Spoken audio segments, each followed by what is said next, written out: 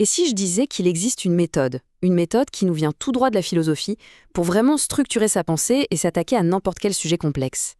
C'est une sorte de boîte à outils pour le cerveau. Alors voyons ensemble comment ça marche. Bon, on entre direct dans le vif du sujet. Faut-il douter de tout? C'est le genre de question qui peut donner le vertige, le truc qui peut complètement paralyser la réflexion avant même qu'on ait commencé à y penser. On a tous déjà ressenti ça, non? Ce moment où le cerveau patine face à un problème qui a l'air juste énorme, insoluble. C'est une sensation assez universelle en fait. Ok, première étape, comment on fait pour dépasser ça, pour vaincre cette paralysie, ce fameux syndrome de la page blanche? Eh bien, la bonne nouvelle, c'est qu'il y a une solution. Il existe une approche vraiment systématique pour mettre de l'ordre dans ce chaos mental et arriver à une pensée claire et structurée. Et voilà notre image clé, la boîte à outils. La philosophie, ce n'est pas juste un tas de théories abstraites, loin de là. En fait, elle nous offre des outils très concrets, des outils pour construire des arguments, pour raisonner et au final, pour être plus convaincant. Deuxième section, et c'est peut-être la plus importante, on va parler de l'art de la problématisation. En gros, comment on transforme une question un peu floue en un véritable problème bien défini. Le mot-clé ici, c'est problématisation.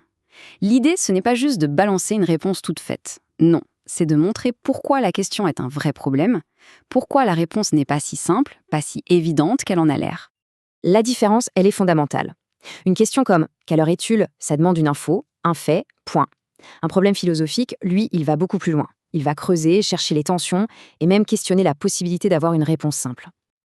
Alors concrètement, comment on fait pour problématiser? D'abord, on prend le temps de décortiquer chaque mot de la question. Ensuite, on essaye de dénicher la tension qui se cache dedans, la petite contradiction. Et enfin, on met en lumière le véritable enjeu. Tiens, prenons un exemple tout simple, le verbe apprendre. Est-ce que ça veut dire recevoir passivement un savoir comme à l'école, ou est-ce que c'est une démarche active d'acquisition? Cette double signification, cette tension au cœur même du mot, eh bien c'est ça, notre point de départ. Troisième partie, le problème est posé, c'est bien. Maintenant, il faut construire l'argumentation. Et pour ça, on va utiliser une méthode qui a fait ses preuves, la dialectique. Attention, le but du jeu, ce n'est pas de faire une simple liste de pour et de contre. Pas du tout. Une bonne argumentation, c'est un cheminement, une progression logique qui nous emmène quelque part. Cette méthode dialectique, elle est super puissante. On la décompose en 3 temps. On commence avec une première idée, une hypothèse, c'est la thèse. Ensuite, on la critique, on la met à l'épreuve, on montre là où ça coince, et de cette critique, on fait émerger une nouvelle idée, plus riche, plus nuancée, c'est la synthèse. C'est vraiment le moteur qui fait avancer la pensée. Et un petit conseil, mais qui est absolument essentiel, la clarté avant tout. Le but, ce n'est pas d'utiliser des mots compliqués pour impressionner, c'est de rendre son raisonnement parfaitement limpide, comme si on l'expliquait à un ami. Bon, maintenant qu'on a les bons outils, il faut aussi connaître les pièges. Quels sont les faux pas classiques qui peuvent faire dérailler complètement une argumentation? Et là, attention, parce qu'une seule de ces erreurs peut suffire à tout faire s'écrouler. Ok, alors voilà les plans à fuir absolument.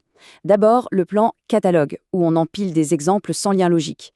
Ensuite, le plan thématique, qui papillonne d'un sujet à l'autre mais oublie de répondre à la question de départ. Et enfin, la fausse contradiction, le fameux d'un côté, de l'autre, qui ne mène à rien. Et pour finir, il y a 2 erreurs, disons, 2 erreurs capitales à ne jamais commettre. La première, c'est la faute de logique pure.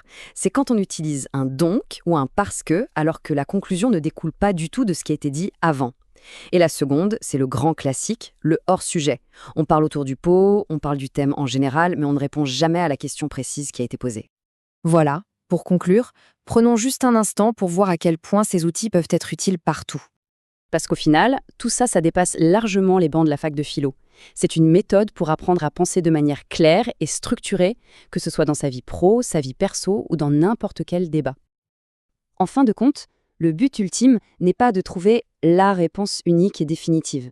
Non, le véritable objectif, c'est de savoir construire un raisonnement qui soit solide, précis et qui tienne la route. C'est ça la vraie cible. Alors, maintenant, la question est ouverte. Avec cette boîte à outils en main, quel est le premier grand problème qui mériterait qu'on s'y attelle? La réflexion ne fait que commencer.